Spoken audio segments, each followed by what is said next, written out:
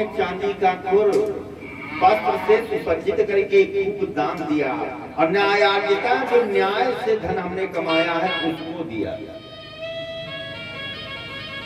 कहा कि दोनों ब्राह्मणों को हम समझा नहीं पाई इसी से, और जब मेरी मृत्यु हुई तो यमराज ने कहा कि ऐसा है, पहले सुख भोगोगे कि दुख, तो हमने कहा दुख भोग लें, सुख फिर इकट्ठे भोगेंगे। तो हमने सुख भोग लिया, लेकिन आज आपकी ऐसी अहेतुकी कृपा हुई कि हम जो है ये सुख भोग लें। यह आपकी परम अहेतुकी कृपा है कि यह सुख प्राप्त हुआ, और ये देह धारण करके पुनः मैं अब जा रहा हूँ स्वर्गलोक। इस प्रकार से भगवान श्री कृष्ण को प्रणाम किया, और प्रणाम करने के बाद स्वर्गलोक चला गया। भगवान श्री कृष्ण ने कहा, अपने बच्चों को बुलाया, कहा कि देखो ब्राह्मण से कभी विरोध मत करना। देखिए केवल निष्कर्ष नहीं दे पाए, इसके कारण इतना दानी होने के बाद भी इनको इस योनि में जाना पड़ा, तो आप कभी विरोध मत करना। कहा बच्चों को खूब समझाया। कथाएं अनंत हैं। अब उस मंगलमयी प्रसंग पर चलते हैं कि धर्मराज युधिष्ठिर ने राजसूय यज्ञ किया।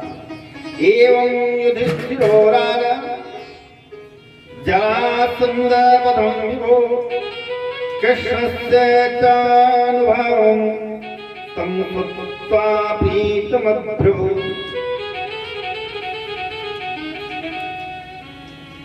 राजसूय यज्ञ किया। राजसूय यज्ञ में यह हुआ कि ऐसा है कि कौन यज्ञ को कराएगा। जब यज्ञ निश्चित हो गया तो यह हुआ कि अग्र पूजा किसकी हो। तो अग्र पूजा में यह निश्चित हुआ कि अग्र पूजा जो है द्वारिकाधीश प्रभु की होगी, श्री कृष्ण भगवान की अग्र पूजा होगी। इतने पर वहीं पर शिशुपाल बैठा था। अब शिशुपाल ने कहा, ये गंवार वाले अहीर, इसकी अग्र पूजा होगी। अरे द्वैपायन, भरद्वाज, सुमन, अदिति, गौतम आदि बड़े बड़े संत हैं, इस गंवार वाले की पूजा होगी, लगे गाली देने। प्रभु ने कहा कि ऐसा है, शिशुपाल तुम गाली मत दो, पहले मेरी बात सुनो। तुम्हारी 99 गाली तक हमें स्वीकार है, क्योंकि शिशुपाल जो था वो कृष्ण भगवान के बुआ का बेटा था। शिशुपाल का जब जन्म हुआ तो उसकी 3 आंखें थी और 4 भुजाएं थी, और आकाशवाणी हुई कि इसकी मृत्यु जो है तुम्हारे रिश्तेदार से होगी। अजब हुआ कि किस रिश्तेदार से होगी। कहा उसी रिश्तेदार से होगी कि जिसकी गोदी में तुम दे दोगी और इसकी 2 भुजा और 1 आंख गायब हो जाएगी, उसी से इसकी मृत्यु होगी। अब तो शिशुपाल की माता सबके जितने रिश्तेदार हैं सबकी गोदी में दे, अब सबकी गोदी में दे। अचानक द्वारिकाधीश प्रभु भगवान श्री कृष्ण आ गए, उनकी गोदी में जैसे दिया 2 भुजा 1 आंख गायब हो गई। जैसे 2 भुजा और 1 आंख गायब हुई, द्वारिकाधीश प्रभु की बुआ जी रोने लगी। कहा भैया कृष्ण, कहा क्या? कहा एक निवेदन है। कहा क्या? कहा इसकी मृत्यु तुमसे होगी, आकाशवाणी ने कहा। तुम वचन दो कि ऐसा है कि मैं इनको नहीं मारूंगा। प्रभु हमारे द्वारिकाधीश भगवान श्री कृष्णचंद्र ने कहा ये वचन मैं नहीं दे सकता। अरे जब ये हमारे ऊपर अत्याचार करेंगे तो क्या हम इनकी पूजा करेंगे? या हमको मारेंगे तो मैं नहीं मारूंगा।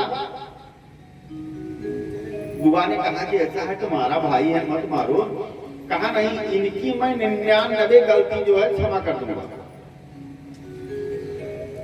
लेकिन जैसे 100 गलती होगी वैसे फिर मार दूंगा। कहा हाँ ये बात तो है, ठीक है। ये आपसे कोई गलती नहीं करेंगे। और वही शिशुपाल आज गाली देने लगा तो भगवान श्री कृष्ण द्वारिकाधीश ने कहा, है शिशुपाल रुक जाओ, 99 गलती माफ है तुम्हारी, लेकिन शिशुपाल कहाँ मानेगा जब मृत्यु आ गई है? खोपड़ी जब सनक गई है। आजकल लोग कहते हैं कि टेंशन हो गया। टेंशन इंग्लिश तो ज्यादा नहीं जानते हैं, लेकिन टेंशन का अर्थ क्या होता है इसको जानते हैं।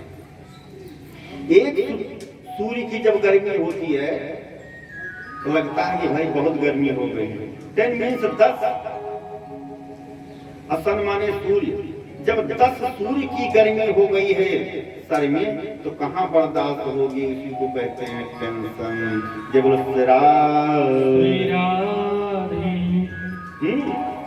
तो जब सर में 10 सूर्य की गर्मी है तो चाहे 99 गाली हो, चाहे 199 हो, चाहे 100 देना ही है। जब मृत्यु आ गई, शिशुपाल दे रहा है 98 हुई, तब पर भी द्वारिकाधीश प्रभु ने कहा कि बस अभी क्षमा करते हैं तुमको। कहा नहीं, 99 101 हुई, और 101 जैसे हुई उसे प्रभु ने अपना सुदर्शन चक्र उठाया और उनका सर काट दिया। और इस मंगलमयी कथा को राजा परीक्षित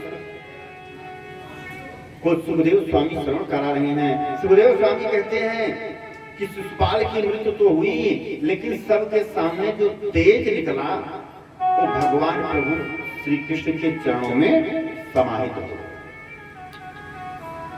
इस प्रकार से शिशुपाल का उद्धार हुआ।